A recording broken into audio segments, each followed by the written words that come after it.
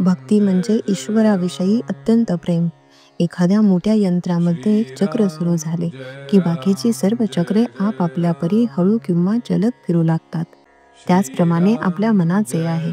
मनाची एक शक्ती काम करू लागली की तिच्याबरोबर इतर सर्व शक्ती देखील हालचाल करू लागतात. मनाला आपल्या शक्तीने ताब्यात आणणे फार कठीण आहे. ते थोर माणसाला जमण्यासारखे आहे. पारा समोर टाकला तर तो दिसतो, पण काठीने मारला तर तो मारला जात नाही. त्याचप्रमाणे मन आहे हे समजते, पण ते आवरता येत नाही. म्हणूनच भगवंताला शरण जावे.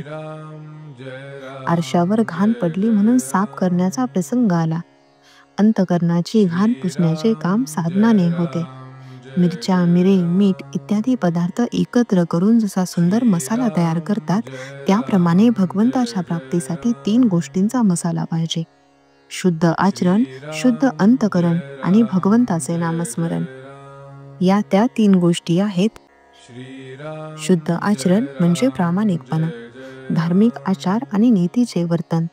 शुद्ध अंतकरण म्हणजे अभिमान नसणे, द्वेष मत्सर नसणे आणि सर्वजण सुखी असावेत अशी भगवंताची प्रार्थना करणे. भगवंताचे नामस्मरण म्हणजे भगवंताचा केव्हाही विसर न पडणे. नवऱ्याला देव आवडत नाही म्हणून बायकोने नामस्मरण सोडण्याचे कारण नाही. तिने नाम घेतले तर पत्नी धर्म सोडला असे होत नाही. मनात येणारे भलते-सलते विचार हे नामाच्या प्रेमाला आडकाठी करतात. त्यांचा बंदोबस्त करण्याचा उपाय म्हणजे या विचारांना थाराच देऊ नये, म्हणजे झाले.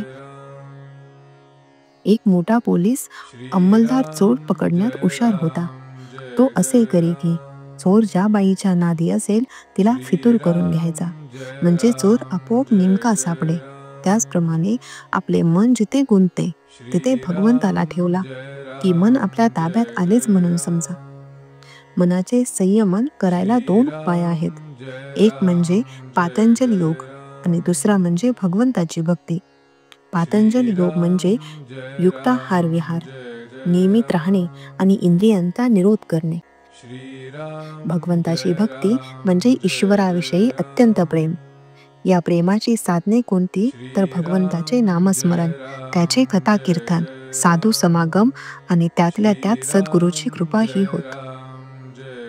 भगवंताच्या स्मरणाशिवाय जी कर्मे होतात ती वाईट कर्मे होत.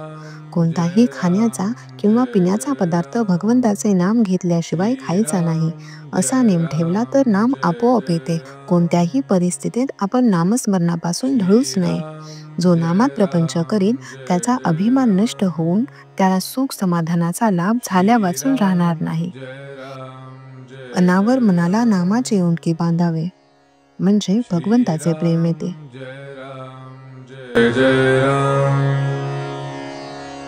श्रीराम जय राम जय जय